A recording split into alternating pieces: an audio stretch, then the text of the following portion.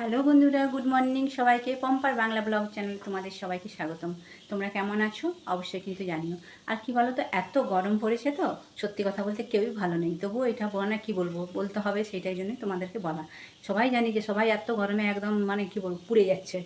আর প্রকৃতি মা এতটাই রুষ্ট আমাদের উপরে, তো সেখানে আর বলার তো কিছু নেই। একটুখানি কালকে ঝড় জল হলো, কিন্তু সকাল থেকে দেখো এতটাই আবার রোদ বেরিয়েছে যে বাইরে দাঁড়ানো আসা যাচ্ছে না। সকাল 8টা থেকেই মনে হচ্ছে যেন একদম বেলা 2টো বাজছে, এতটাই রোদ গরম পড়েছে। সবাই এর মধ্যে সাবধানে থাকবে। আশা করি তোমরা প্রত্যেকেই ভালো আছো আর ভালো থাকাটা দুঃখজনক ব্যাপার কি জানো তো, আমাদের এখানে পরপর 3জন মারা গেল। মানে কম বয়সী 2টো ছেলে মারা গেল, তার সাথে আজকে তো সকালবেলায় শুনলাম যে একটা ছোট শিশু ক্লাস 4-এ পড়ে, সে মারা গেছে। তো শুনে কথাটা আমার খুবই কষ্ট হলো যে একটা শিশু এত গরমের মধ্যে সে মারা গেল। মানে সত্যি এটা ভাবলে পরে নিজের দিকে যখন ভাবছি তখন মনে হচ্ছে বাবার এই সত্যি কথা, এতটা মানুষ কেন এখনও ছুটি দিচ্ছে না। ছুটিটা এই এত গরমের মধ্যে এখনও যদি দিন সাথে ছুটি দিয়ে দেয় তাহলে হয়তো ছেলেগুলো বাচ্চাগুলো একটু কষ্ট কম পায়। আর হ্যাঁ, শুধু বাচ্চা না, যারা স্কুল টিচার তারাও তো অনেক কষ্ট করেই আসছে, তাদেরও কষ্ট হচ্ছে, সবারই কষ্ট হচ্ছে। তো এখন আমার মতে মনে হয় যে এখন ছুটি দিয়ে দেওয়া উচিত। তোমাদের কি মত অবশ্যই জানিও যে ছুটি দেওয়া উচিত কি না, এখন স্কুল খুলে রাখা। তো এত গরমের মধ্যে মানে আমার শুনে আজকে না বুকটা ফেটে গেছে যে এতটুকু একটা বাচ্চা স্কুলের মধ্যেই নাকি সে ডেথ হয়ে গেছে, একদম শর্ট ডেথ হয়ে গেছে গরমের জন্য। যাই হোক, মানে বলার কিছু নেই এর মধ্যে। আরেকটা কথা আমি তোমাদেরকে মানে কি বলবো, সত্যি আমার এটা খুব কষ্ট হচ্ছে বা খারাপ লাগছে। তোমরা যা বলবে বলতে পারো।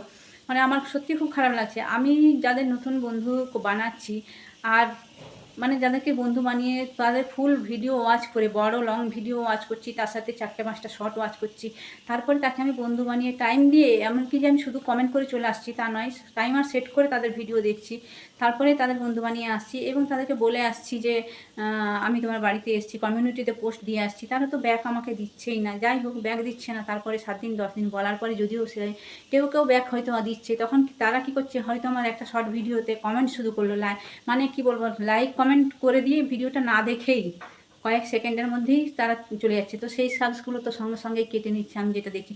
তো তারা যারা করছো এরকম, তারা একটুখানি নিজের বিবেক দিয়ে চিন্তা করে কাজটা করো। দেখো বোন, বোন বলো, দিদি বলো, সবাইকে আমি বলছি যারাই কাজটা করছো তারা একটু বিবেক দিয়ে চিন্তা করো যে এরকম করে কি কখনো মানে উঠা যায় বলো। সবাইকে তো সবার পাশে থাকতে হবে। আমি যখন তোমার ভিডিও দেখছি, লং ভিডিও দেখে টাইমার সেট করে, তবেই আমি তোমার পাশে গিয়ে দাঁড়াচ্ছি। আর তারপরে তোমরা কি করছো, আমার এই চ্যানেলে এসে হয়তো একটা শর্ট ভিডিও টাইচ করেই কমেন্ট একটা করে দিয়ে সার্চ করে দিয়ে চলে যাচ্ছ, কিন্তু সেই সার্চটা আধ ঘন্টার মধ্যেই দেখছি সেটা থাকছে না, চলে যাচ্ছে। কিন্তু আমি যদি ব্যাগ নিই সেখানেও তো জিনিসটা খারাপ। তাই তোমাদের কাছে অনুরোধ, যেই করো এরকম, তো এটা করো না। তোমরা হলে ব্যাগ দেবে না সেটা ঠিক আছে, কিন্তু এরকম ফালতু তোমরা মানে কথা রাখার জন্য এসে একটা ব্যাগ দিয়ে চলে যাচ্ছ, এটা কিন্তু ঠিক নয়। তো চলো বন্ধুরা, কিছু অপ্রিয় সত্য কথা আজকে তোমাদের বলেই দিলাম। যারা এরকম করছো হয়তো তাদের খারাপ লাগবে, কিন্তু তোমাদের একটুখানি নিজেদের বিবেক দিয়ে থাকাই দরকার যে এই কাজটা কারোর ক্ষেত্রেই করা উচিত নয়। শুধু আমার ক্ষেত্রে নয়, আমি বলবো কারোর ক্ষেত্রে এই জিনিসটা করো না তোমরা।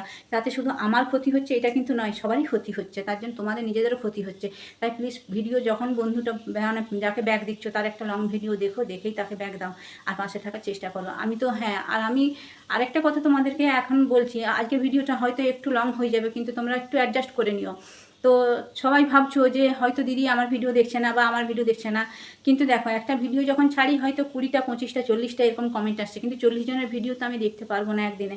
এটা তো মানে সম্ভব নয়, কারণ আমার এতে মাথাতেও চাপ পড়বে আর আমার একটু চোখের প্রবলেম আছে, তোমরা জানো।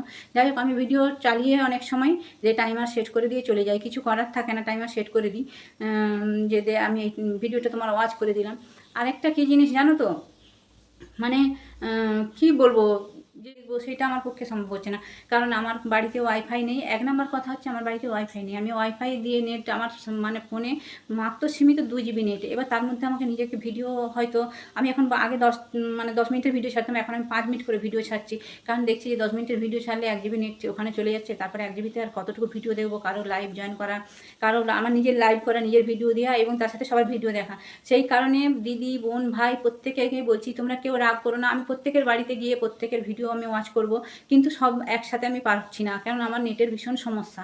এই অল্প নেট দিয়ে আমি কিছু হয়তো চালাচ্ছি। তো চলো তোমাদেরকে আজ কিছু কথা, অপ্রিয় সত্য কথা বলে দিলাম, তো তোমরা কিছু মনে করো না। যাই হোক, আমার সমস্যাগুলো আমি তোমাদেরকে ক্লিয়ারলি বললাম যে আমার নেটের সমস্যার জন্য আমি সবার লাইভেও জয়েন করতে পারি না, আর সবার ভিডিও সব দিন দেখতে পারি না, কারণ আমার নিজেরও একটু লাইভ থাকে, এই জন্য আমার একটা প্রবলেম হয়।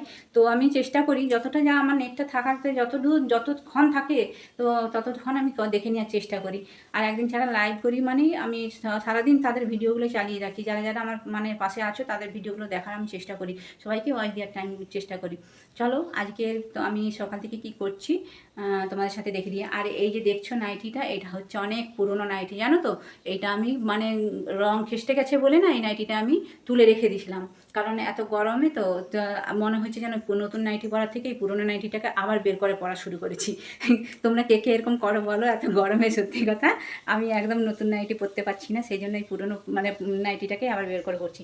চলো বন্ধুরা, আজকে আমি তোমাদের সাথে দেখিয়ে দিই যে আমি আজকে কী করবো। আজকের ভিডিওটা কিন্তু একটু লং হয়ে গেল, তোমরা একটু কষ্ট করে দেখে নিও। চলো দেখি আর কি রান্না করছি তোমাদের সাথে শেয়ার করে দিয়ে দিই। চলো,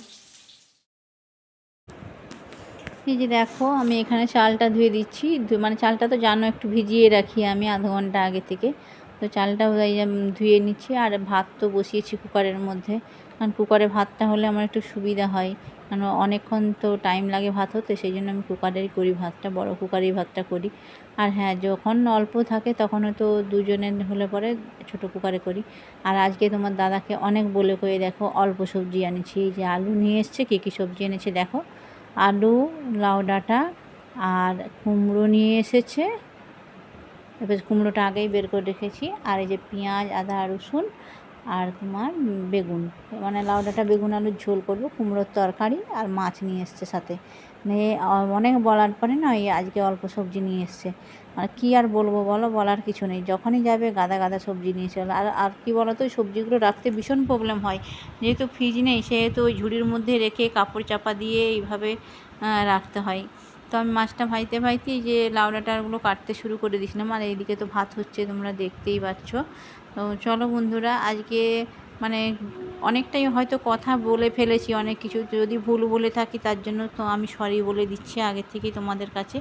এখানে লাউ ডাঁটা বেগুন আলুর ঝোলটা বসিয়ে দিছি, আর এই লাউ ডাঁটা বেগুন আলুর ঝোল তো আমার খুব প্রিয়, জানো তো। মানে এই আজকে যে ঝোলটা বানাচ্ছি, আমার এর সাথে মাছ মাংস কিচ্ছু দরকার হবে না। হচ্ছে কী বলো তো, এত গরম পড়ছে না, মনে হচ্ছে আমি এখান থেকে রান্নাঘর থেকে ছুটে বেরিয়ে যাই, কিন্তু কী করবো, রান্নাগুলো তো করতেই হবে আমাদের, এটাই একটা ব্যাপার হয়ে যাচ্ছে। রান্না করতে করতে মানে ভিডিও তো করতে পারছি না, এতটাই গরম লাগছে, পুরো ঘাম ঝরছে এখন দেখতে পাচ্ছ। বিরাটভাবে রান্না করছি, রান্না হয়ে যাচ্ছে। আর একটা তরকারি হচ্ছে, যে কুমড়োটা বসাচ্ছি, এই দেখো।